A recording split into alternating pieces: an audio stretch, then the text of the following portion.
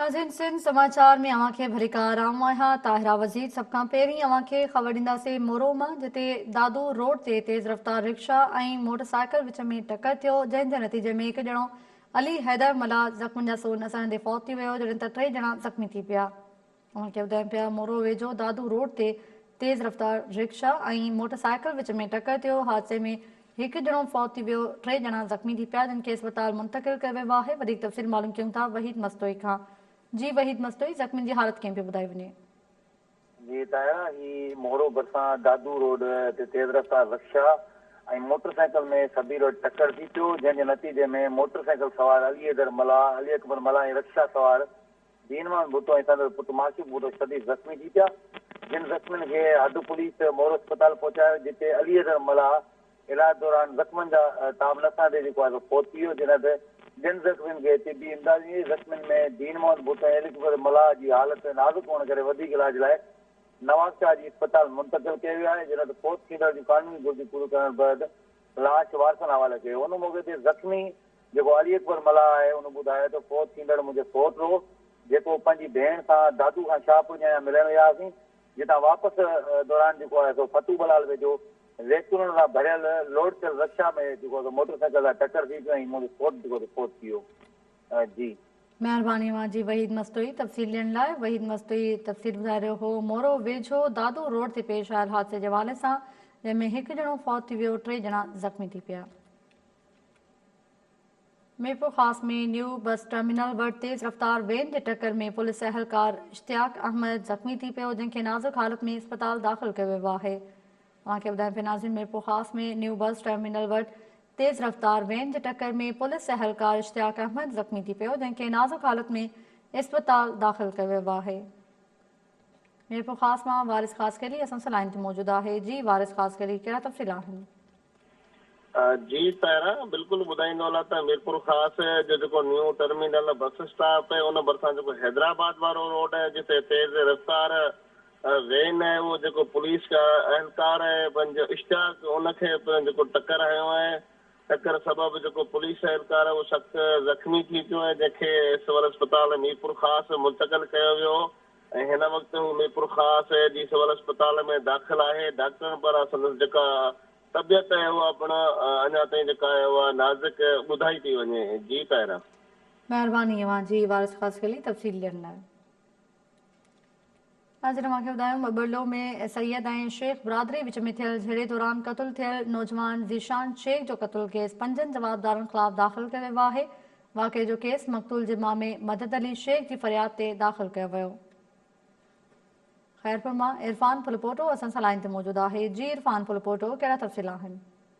जी गुज़िरियल ॾींहुं बबरलो में शेख ऐं सैयद बिरादरी विच में मामूली ॻाल्हि सां थियल झेड़े दौरान फायरिंग के नतीजे में कत्ल थी वियल नौजवान ज़ीशान वलद वसीम शेख जो क़तलु केस संदसि मामे मदद अली शेख जे फ़रियाद ते बबरलो थाणे ते अॻू में district education officer Sikandar Shah, Amir Haider Shah, general Shah, Ali Mehdi Shah ऐं अलमदार शाह मथां दाख़िल कयो वियो आहे। केस दाख़िल थियण जे बावजूदि जवाबदारनि जी गिरफ़्तारी हिन वक़्तु अमल में हेठि अची न सघी आहे। बबरलो पुलिस जो चवणु आहे त जवाबदारनि जी गिरफ़्तारीअ लाइ छापा हणी रहिया आहियूं, जल्द जवाबदारनि जे कानून जे गिरफ़्त में हूंदा।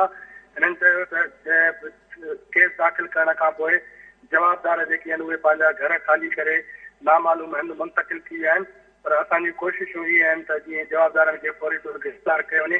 पर मक़तूल जा जेके वारिस आहिनि या उनजो जेको मामो आहे फरियादी मदद अली शेख, उनजो चवणु आहे त जेकॾहिं पुलिस टिनी हंधि जवाबदार गिरफ़्तार न कया त एहतिजाज जी तहरीक शुरू कई वेंदी। जी महिरबानी जी इरफान फुलपोटो तफ़सील ॾियण लाइ।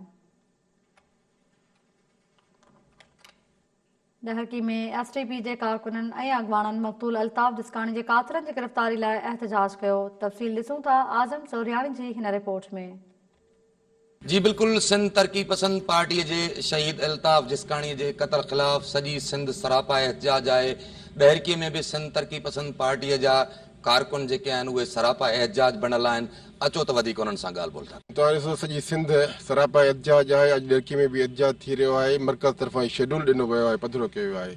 शहीद अल्ताफ़ जिस्काणी सिंध जो शहीद आहे, जेसि ताईं उनजा कातिल गिरफ़्तार न थींदा STP जी भरपूर तहरीक जारी रहंदी। ही त एहतजाज आहिनि, इन खां वधीक बि असां भरपूर एहतजाज कंदासीं इंशाअल्लाह ताला। ही जेके भोलू आहे या असलम रिंद आहे, अहिड़ा ॿिया जेके उनजा कातिल जंहिं ते FIR दाख़िल थी आहे, असांजो मुतालबो आहे त असां उहे फिलफोर गिरफ़्तार कया वञनि। असां शहीद इल्ताफ़ जिसकाणी जे क़तल खे सियासी क़तल सम्झूं था पिया। हुनजे पोयां वॾा हथ आहिनि, उहे बि ज़ाहिर थियणु खपनि। शहीद इल्ताफ़ जसकाणी जे क़तल मुलविस जंहिं ते नामिनेट 4 जेके आहिनि पंहिंजो मुलज़िम जंहिंमें जेको आहे असलम रिंद आहे, बोलू खानज़ादा आहे ऐं माशूक रिंद आहे, उनखां पोइ ज़मीर रिंद आहे। इहे मुलविस आहिनि। इहे जेके आहिनि, हिकु त बोलू रिंद जो जेको आहे MQM लसानी तंज़ीम सां जेको आहे तालुक आहे, ॿियो PTI जो असलम रिंद जेको पाण खे सॾाए थो। हिकु नंबर दहशतगर्द आहे बोलू रिंद जेको आहे ताज़ो जेको हाणे जेल मां जेको आज़ादु थियो। असां इहो इनखे जेको आहे सियासी क़तल सम्झूं था। असां आला अमलदारनि खां SSP रुख़सार कावर खे इहा अपील था कयूं त फिलफोर जेको आहे इनखे गिरफ़्तार कयो वञे। असां जेको अॼु जो एहतजाज करूं था पिया, उनमें असां मुतालबो कयूं था। शर्म जहिड़ी ॻाल्हि इहा आहे जो हिकु पार्टी जो वाइस चेयरमैन जेको बेदर्दी सां अहिड़े नमूने सां क़तल कयो वञे थो। इदारा असांजा सभु पुलिस सभु ख़ामोशी सां सुम्हियल आहे। असीं इहो मुतालबो करूं था त शहीद जा जेका कातिल आहिनि उनखे फाई जे कटेड़े में बीहारियो वञे, न त ॿी सूरत में असां उनजो अॻियूं रायल महिल इहो हूंदो, भले असां रोडूं बंदि करूं या रस्ता ब्लॉक करूं या उनजो माना जेको बि हूंदो उनजो नुक़सान जो ज़िम्मेवार सिंध हुकूमत हूंदी। जी नाज़रीन, सिंध तरक़ी पसंद पार्टी जे कारकुननि तोड़े अॻुवाणनि जूं तव्हां ॻाल्हियूं ॿुधियूं, जंहिंजो इहो चवणु आहे त शहीद इल्ताफ़ जसकाणी जे क़तल में जेको आहे हिकु सगारी सियासी पार्टी मुलविस आहे, जंहिं करे हिन वक़्त ताईं जवाबदार गिरफ़्तार न थी सघिया आहिनि। हिननि इहो मुतालबो कयो आहे त शहीद इल्ताफ़ जसकाणी जे कातिलनि खे फौरी तौर ते गिरफ़्तार करे उनखे फाहीअ जे फंदे ते लटकायो वञे। कारकुननि जो इहो बि चवणु आहे त जेसिताईं शहीद जा कातिल गिरफ़्तार न थींदा तेसिताईं असीं सरापा एहतजाज रहंदासीं। ज़रूरत हिन ॻाल्हि जी आहे त फौरी तौर ते कातिल गिरफ़्तार थियणु घुरिजनि। कैमरामैन वाशूराम सां गॾु आज़म सोहिराणी, टाइम न्यूज़, ॾहरकी। आज़म सोहिराणी जी रिपोर्ट मां ॾिठी नाज़रीन। हुन खां पोइ मूंखे ॿुधायूं सरहद वेझो ॻोठ जाम मोहम्मद अली लखण में रोलू कुतन नौजवान खे ॾाढे ज़ख़्मी करे वरितो। रोलू कुतन ट्रैक्टर ड्राइवर बशीर मंगी खे ॾाढे सख़्तु ज़ख़्मी कयो। मूंखे ॿुधायूं पिया नाज़रीन, सरहद वेझो ॻोठ जाम मोहम्मद अली लखण में रोलू कुतन नौजवान खे ॾाढे ज़ख़्मी करे छॾियो। सरहद मां हाकिम अबड़ो असां सां लाइन ते मौजूदु आहे। जी हाकिम अबड़ो, वधीक तफ़सील आहिनि। जी, पहिरां रोलू कुतन जो सरहद जे आसपास जे इलाइक़नि जो आज़ादु जेको आहे न घटियो वञे त रोलू कुतन वारो जेको इहो सिलसिलो जेको माण्हुनि खे चके या ज़ख़्मी करण वारो सिलसिलो हले। अॼु हिकिड़े वधीक नौजवान जेको बशीर अहमद मंगी आहे, ड्राइवर आहे, ट्रैक्टर ड्राइवर, उनखे जेको रोलू कुतन जेको आहे चके विधो आहे, जंहिंखे उहो ज़ख़्मी हालत में सिविल अस्पताल घोट किनी वियो। उतां उनखे रेफर कयो मीरपुर, जेका उते बि वैक्सीन मिलण जे कान मिली सघियूं। उन रोलू बशीर मंगी चवण जो जेको आहे रोलू कुता 6 रोलू कुतो आहे जेके मूंखे मुख़्तलिफ़ जिस्मनि में जेको चके वेंदा अथव। असां बार बार UC सेक्रेटरीनि खे चयोसीं त कुता मुहिम जेको मार आहे उहा जेको असां कयो आहे, ऐं उनजे बावजूदि उन्हनि कुता मार जेको मार मुहिम उहा शुरू न कई आहे। ऐं मुख़्तलिफ़ ॻोठनि में तव्हांखे मां ॿुधायां, इन ई जेको पांदी फ़कीरी ॻोठ अॻु में बि इन में जेकी माई इर्शाद आहे उन मलिकाणी, उनखे बि जेको कुतो चकियो। ऐं जेको सरहद जे जेके आसपास जे इलाइक़नि में जेको 10 खां मथे जेको माण्हुनि खे जेको आहे चकियो आहे। ऐं हिकिड़े UC सेक्रेटरी शफ़ीक कुमार जेको अलीबाग जो शफ़ीक कुमार, उन ते केस दाख़िल थिया। ॿिया जेके UC सेक्रेटरी सरहद आहे उन ते बि केस दाख़िल न थी सघियो आहे। उन खां अलावा UC आंदोलन उते बि कुतो चकियो आहे, उनखे बि न कयो। हिननि ॻोठाणनि जो चवणो जेको पांदी फ़कीर ॻोठ जा मोहम्मद लखण ऐं अली सावंत जे ॿियनि जे इलाइक़नि जा जेके ॻोठ आहिनि, उन्हनि जेके चवण त असां बार बार UC सेक्रेटरी ऐं CM घोटी खे चवंदा रहिया आहियूं त कुता मुहिम मार जेको शुरू कयो, पर उनजे बावजूदि न कयो। असां आला अख़्तियारनि खां मुतालबो कयो त असां जेको कुता मुहिम मार जेके शुरू कयूं त जीअं ॿिया जेका ॿार बची सघनि। जी, महिरबानी अवां जी हाकिम अबड़ो तफ़सील ॾियण लाइ। वार भरिसां 1.5 महीनो अॻु ॻोठ ते पुलिस चढ़ाई करे गिरफ़्तारी बाद गुम कयल ॻोठाणनि खे आज़ादु करे छॾियो, जंहिं बाद संदन वारसनि में ख़ुशी वारी लहर छाइंजी वई आहे। अव्हांखे ॿुधायूं पिया वारह मां जिते 1.5 महीनो अॻु ॻोठ ते पुलिस चढ़ाई करे गिरफ़्तारी बाद गुम कयल ॻोठाणनि खे अॼु आज़ादु कयो वियो, जंहिं बाद संदन वारसनि में ख़ुशी वारी लहर छाइंजी वई आहे। वारह मां अयास चांडियो असां सां लाइन ते मौजूदु आहे। जी अयास चांडियो, कहिड़ा तफ़सील आहिनि?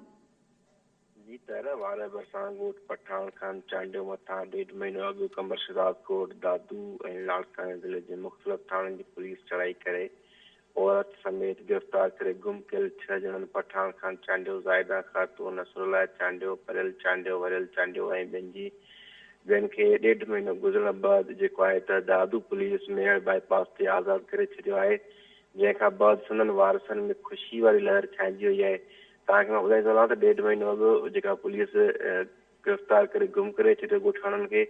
उन खां बाद ॻोठाणा सरापा एहतजाज हुया मुसलसल सिंधी और KTA टाइम न्यूज़ तरफ़ां मुकमिल तौर ते कवरेज ॾियण बैदि संदन नोटिस थियो आहे, जंहिंखां बाद जेके वारस पंहिंजे वारसनि वटि पहुची विया आहिनि गिरफ़्तार करे गुम कयल ऐं इलाइक़े में ख़ुशी वारी लहर छाइजी वई आहे। जी ताहिरा।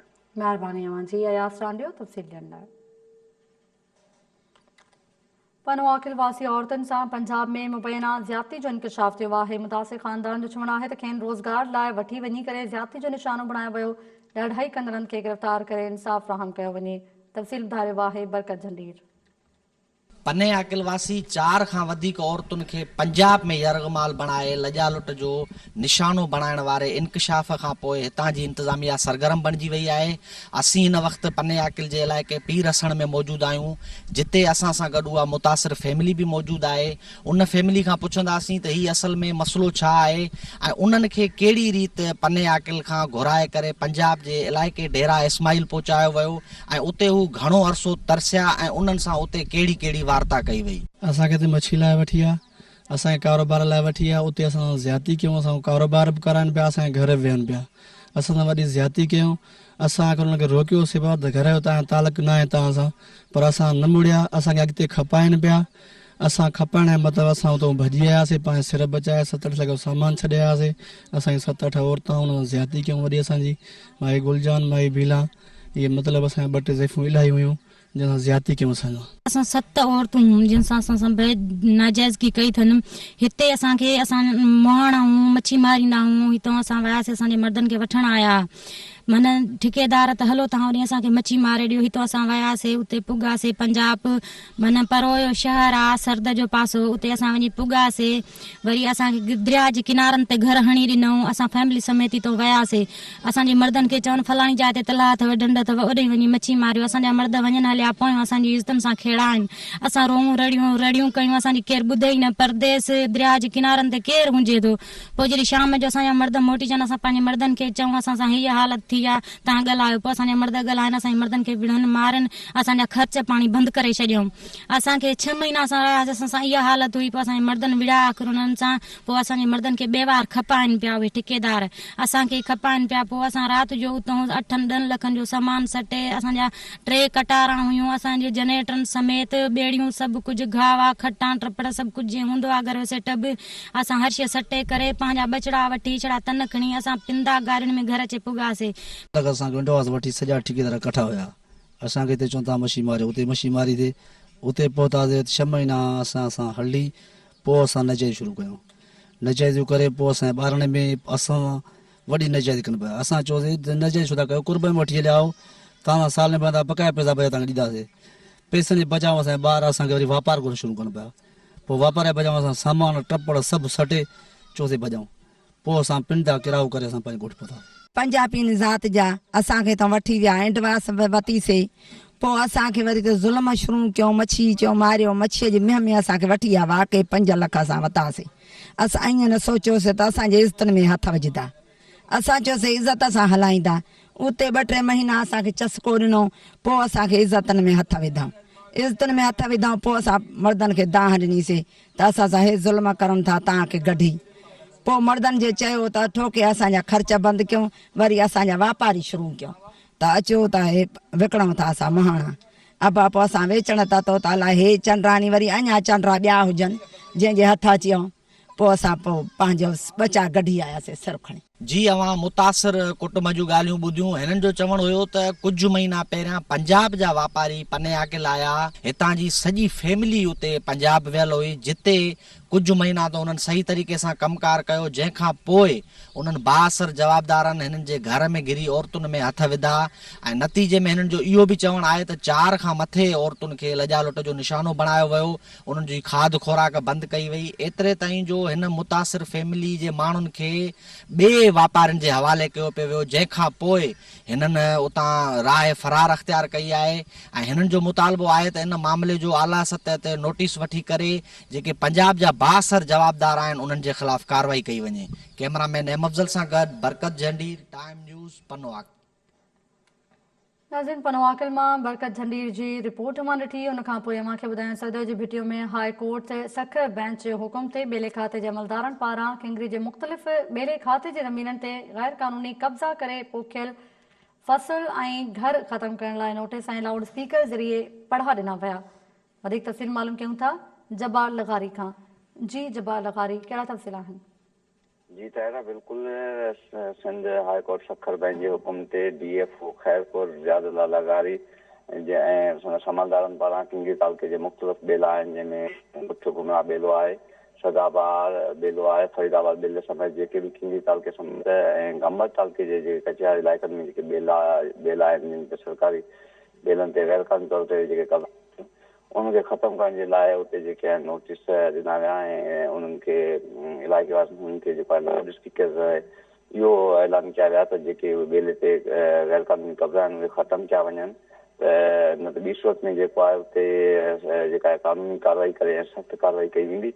ऐं जॾहिं त अहिड़े अमल ख़िलाफ़ जेको आहे असांजे DFO खैरपुर आहे रियाज़ुल्लाह लगारी सां ॻाल्हि ॿोल थी, त DFO जो चवणु हुयो त गुज़िरियल 3-4 ॾींहंनि खां ऑपरेशन हलंदड़ आहे ऐं हिन वक़्तु जेको आहे किंगरी ऐं गंबत जे जेके इलाइक़ा आहिनि, अहमदपुर ऐं फुलू थाणे जी हद जी पुलिस समेत मुख़्तलिफ़ थाणे जी करे 300 एकड़ खां वधीक जेका सरकारी ज़मीन आहे उहा बासनि खां जेका आहे उन खां छॾाए उन ते पंहिंजो ट्रैक्टर हलाए हैवी मशीन सां उहे जेके उनजा फसल हुया, केला हुया, कमंद हुया ऐं ॿिया फसल हुया उहे ख़त्म करे उते जेको आहे बबरनि जो बिज छट कयो वियो आहे ऐं हीउ ऑपरेशन जारी रहंदो जेसीं ताईं मुकमल तौर ते जेके ॿेले खाते जी ज़मीन बासनि जे हेठि कब्ज़े हेठि आहे उहे कब्ज़ा न छॾाए वेंदा। जी महिरबानी अव्हां जी जबाल लगारी तफ़सील ॾियण लाइ। फैज़गंज वेझो मुबैना तौर ते बासरनि पारां ज़मीन ते कब्ज़ो करण ख़िलाफ़ ॻोठाणनि पारां एहतजाजी मुज़ाहिरो कयो वियो। ॻोठाणनि जो चवणु हो त लाखा बिरादरी जे माण्हुनि कब्ज़ो करे असांजो पाणी बि बंदि करे छॾियो आहे। तव्हांखे ॿुधायूं पिया फैज़गंज मां, जिते मुबैना तौर बासरनि पारां ज़मीन ते कब्ज़ो करण ख़िलाफ़ ॻोठाणनि पारां एहतजाजी मुज़ाहिरो कयो वियो। वधीक तफ़सील मालूम करण लाइ राब्तो कयो आहे फैज़गंज में मौजूद टाइम न्यूज़ जे रिपोर्टर रियाज़ सोलंकी सां। जी रियाज़ सोलंकी। जी तारा, फैज़गंज लॻ ॻोठ बगोदड़ो आहे जितां जा रवासी आहिनि गुलाम हुसैन शहर, मैदरो शहर, इम्तियाज़ शहर, ॿियनि जी अॻुवाणी में एहतजाजी मुज़ाहिरो कयो वियो। उन मौक़े ते एहतजाज कंदड़नि जो चवणो त लाखा बिरादरी जे गुलाम नबी इलाइक़ो ऐं पंहिंजे साथियुनि सां गॾिजी असांजी साढा 11 एकड़ ज़मीन आहे जंहिं ते मुबैना तौर ते कब्ज़ो करे हथियारबंद माण्हू विहारे छॾिया आहिनि। हिननि जो चवणु हुयो त असां रंग बिरादरीअ खां इहा ज़मीन ख़रीद कई ऐं हाणे लाखा बिरादरी जा 72 माण्हू जेके आहिनि ॾोहारी माण्हुनि सां मिली करे असांजे ज़मीन ते मुबैना तौर ते कब्ज़ो करे वेठा आहिनि, जेके असांखे ज़मीन आबाद नथा करण ॾियनि। इन इल्ज़ाम वारनि जो चयो त असांजो पाणी बि बंदि कयो आहे, असांजा रोड रस्ता बंदि कया विया आहिनि। अदर पुलिस खे अहिड़ी शिकायत कई आहे, हुन सां गॾोगॾु जेके चङा मुड़ुस आहिनि उन्हनि खे बि ज़मीन बाबति शिकायत कई आहे त लाखा बिरादरी जे माण्हुनि सां ज़मीन ते कब्ज़ो कयो आहे, पर असांजी केर बि मदद करण लाइ तयारु न आहे। हिननि IG सिंध खां मुतालबो कंदे घुर कई आहे त ज़मीन ते थियल कब्ज़ो छॾाए असां सां इंसाफ़ कराए वञे। जी तारा, महिरबानी अव्हां जी रियाज़ सोलंकी तफ़सील ॾियण लाइ। बिरासिटी में ॻोठाणनि पारां हारी खे गुम करण ख़िलाफ़ एहतजाजी मुज़ाहिरो कयो वियो। मुज़ाहिरीन चयो त 62 माण्हुनि पोरियत हारी अमानत ॾह खे केलनि जे बाग मां हथियारनि जे ज़ोर ते यग़माल करे खणी विया आहिनि। तव्हांखे ॿुधाइण पिया नाज़रीन, बिरासिटी मां जिते ॻोठाणनि पारां हारी खे गुम करण ख़िलाफ़ एहतजाजी मुज़ाहिरो कयो वियो। उन मौक़े ते मुज़ाहिरीन जो चवणु हो त 62 माण्हुनि पोरियत हारी अमानत ॾह खे केलनि जे बाग मां हथियारनि जे ज़ोर ते यग़माल करे खणी विया आहिनि। वधीक तफ़सील मालूम करण लाइ राब्तो कयो आहे बिरासिटी में मौजूद टाइम न्यूज़ रिपोर्टर आफ्ताब कीरियो सां। जी आफ्ताब कीरियो। जी बिल्कुल, बिरासिटी भरिसां 62 पारां हारीअ खे यग़माल बणाइण बैदि गुम करे छॾिया। उन सिलसिले में ॻोठाणनि आशिक डर, मज़हर अहमद, सईद अहमद रंजार ऐं ॿियनि एहतजाजी मुज़ाहिरो कंदे चयो त 62 मुख़्तियार डर, अलाह बख़्श ऐं ॿियनि ज़रई ज़मीन ते कमु कंदड़ पोरियत हारी अमानत ॾर खे संदसि केलनि जे बाग मां हथियारनि जे ज़ोर ते यरगमाल करे खणी विया आहिनि। संदसि मोबाइल फोन पिणु बंदि आहे। हिननि चयो त असां थाणे ते मिसकिन पोरियत जे अगवा जी NC पिणु दाख़िल कराई आहे। हिन जो चवणु आहे त 62 असांजी ज़मीन ते कब्ज़ो करणु चाहिनि था। हिन आला अख़्तियारनि खां घुर कई आहे त नोटिस वठी इंसाफ़ फराहम कयो वञे। जी महिरबानी अव्हां जी आफ्ताब कीरियो तफ़सील ॾियण लाइ। नाज़रीन, सिंध समाचार में फ़िलहाल एतिरो ई। अव्हां ॾिसंदा रहो टाइम न्यूज़।